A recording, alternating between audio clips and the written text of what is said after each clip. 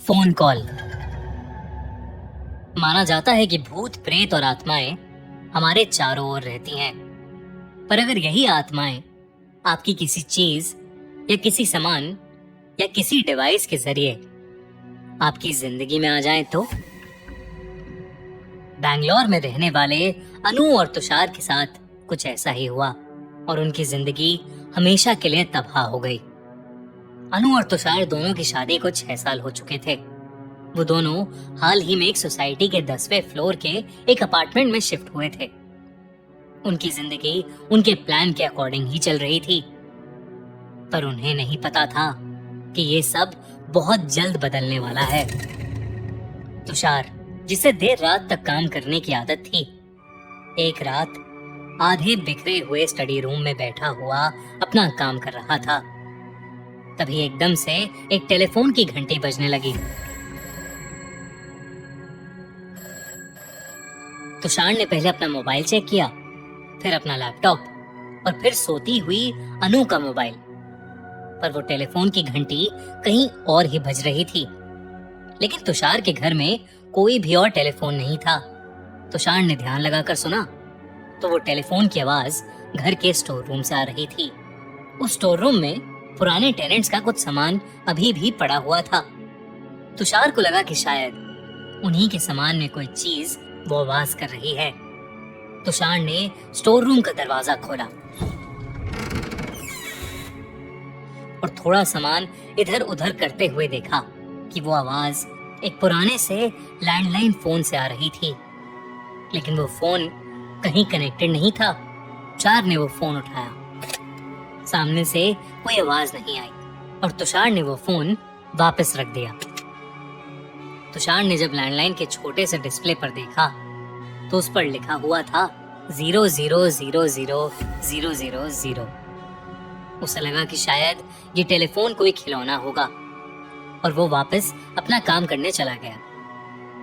लेकिन अगली रात जब अनु सो गई थी और तुषार ऑफिस का काम कर रहा था तो तुषार को फिर से उस टेलीफोन के बजने की आवाज आई। तुषार को अब हैरानी हुई। उसके फोन उठाते ही उसने जब हेलो बोला तो पहले कुछ सेकंड्स के लिए दूसरी ओर से कोई आवाज नहीं आई। तुषार टेलीफोन का रिसीवर नीचे रखने ही वाला था कि तभी फोन के दूसरी ओर से उसे एक बूढ़े आदमी की हल्की सी रोने की आवाज सुनाई दी। जब तुषार ने पूछा कि दूसरी ओर कौन है तो उसे कोई जवाब नहीं मिला, बल्कि दूसरी ओर उस बूढ़े आदमी की रोने की आवाज अब फोन से दूर होती जा रही थी और अब फोन से कदमों की आवाज भी आ रही थी। तुषार ये सब सुन ही रहा था कि तभी उसे ठीक वैसे ही कदमों की आवाज उसके लिविंग रूम से आने लगी। उसने डर के मारे जब स्टोर रूम का दरवाजा हल्का सा खोलकर लिविंग रूम में देखने की कोशिश की तो वहां उसे खाली डब्बों के अलावा कोई नहीं दिखा। पर उसे उन कदमों और उस बूढ़े आदमी के रोने की आवाज अभी भी सुनाई दे रही थी। उन आवाजों को अपना वहम समझते हुए वो किसी तरह अपने बेडरूम तक पहुंचा और अपने बिस्तर पर लेट गया। पर सारी रात उसे वो आवाजें आती रहीं। सुबह अनु उठी तो उसने देखा कि तुषार, जो सुबह सुबह हमेशा नींद में होता है, वो खुली आंखों के साथ बिस्तर पर बैठा हुआ था। जब अनु ने उससे उसकी उस हालत के बारे में पूछा तो उसका जवाब सुनकर अनु को उसकी बात पर विश्वास नहीं हुआ। तुषार की दिल की सहमति के लिए अनु ने उसके साथ पूरा घर देखा, लेकिन कहीं कुछ नहीं मिला। कहीं से कोई आवाज नहीं आ रही थी, ना किसी के कदमों की, ना ही किसी बूढ़े आदमी के रोने की। ये देखकर तुषार को थोड़ी राहत मिली, पर उसके साथ जो पिछली रात हुआ था वो उसे भुलाए नहीं भूल पा रहा था। उस रात तुषार ऑफिस से आते ही खाना खाकर सो गया। अनु भी उसके साथ ही लेट गई। लेकिन देर रात 2 बजे अनु की आंख तुषार के चिल्लाने की आवाज से खुली। अनु भागकर स्टोर रूम में गई तो उसने देखा कि तुषार वहां हक्का बक्का खड़ा था और बार बार बस यही कह रहा था, वो फोन वो फिर से बजा और इस बार मुझे वो बूढ़ा आदमी भी दिखा। तुषार की ऐसी हालत देखकर अनु को कुछ समझ नहीं आ रहा था कि वो क्या करे। तो उसने बस तुषार का हाथ पकड़ा और उसे कमरे में ले जाकर पानी में नींद की दवाई मिलाकर उसे वो दवाई देकर सुला दिया।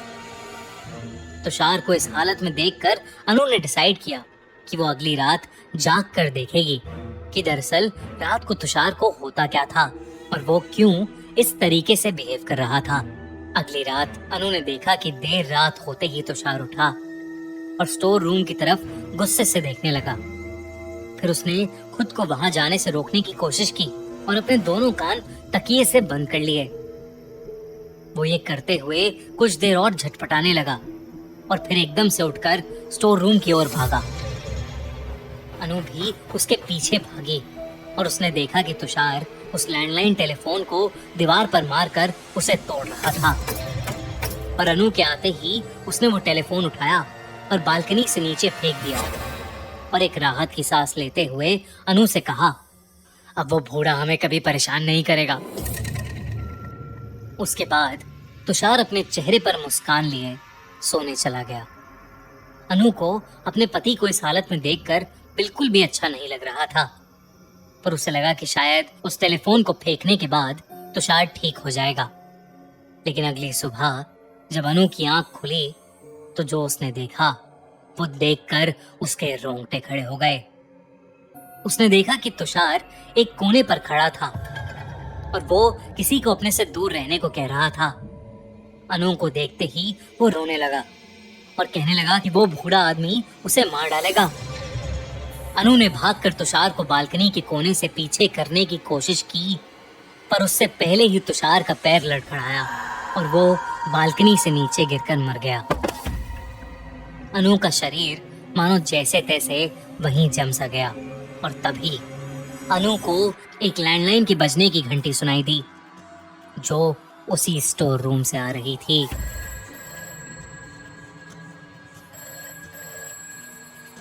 अनु जैसे ही उस स्टोर रूम के अंदर पहुंची, उसने देखा कि वहां पर वही लैंडलाइन फोन पड़ा था जिसको तुषार ने पिछली रात बुरी तरह से तोड़कर बालकनी से फेंका था। उस फोन की घंटी बजती ही जा रही थी।